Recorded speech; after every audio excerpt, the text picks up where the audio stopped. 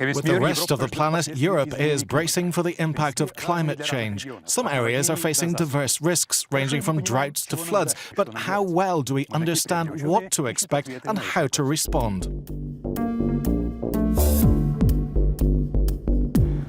Rains that turn this dry riverbed into a river are becoming less frequent and more intense. This accelerates soil erosion, bringing more sediment.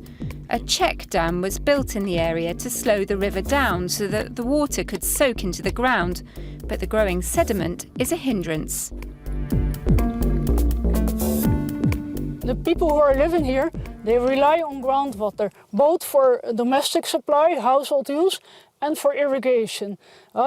So with climate change, we will get less and less water flowing here. So we want to understand how much water can be stored here. The concern is that, in this semi-arid country, more and more water will evaporate before reaching underground aquifers.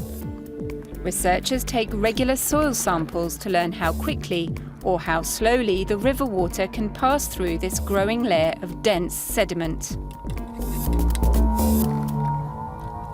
Inside this cylinder, we have a known quantity of soil. We will completely dry this sample, weigh it, and thus determine the density of the soil. To get a better idea of water circulation, researchers take other measurements too. At this forest station, they study the effect had by trees. The canopy traps some rainwater, causing it to evaporate before reaching the ground, while the root system pumps underground water upwards for the tree to grow in a process known as transpiration.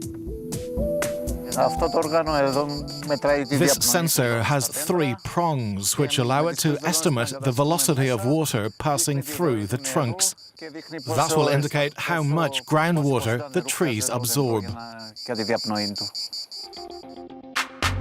The Cyprus study helps local agriculture to adapt to the changes in water availability, for example by suggesting more water-efficient crops. That's just one angle of this large European research project studying climate-related water issues. In this region of Germany, 1 million inhabitants depend on a system of water reservoirs, which needs to remain balanced. Stronger summer rains increase the risk of flash floods.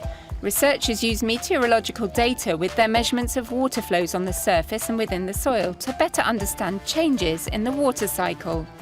What we're already experiencing is a shift in rainfall. Now, sometimes we have less rain in the wintertime. Normally, winter floods arrive in January or February. Now, sometimes they come later, in March, for instance, and there are more concentrated flash floods in the summer. That means that the water is not there at the right time when we need it, so either there's not enough drinking water or there's too much water when there's a flood. The project, studying test sites in 6 countries, aims to come up with a detailed 10-year forecast of climate change effects in Europe, including the impact on agriculture, industry, tourism and other sectors.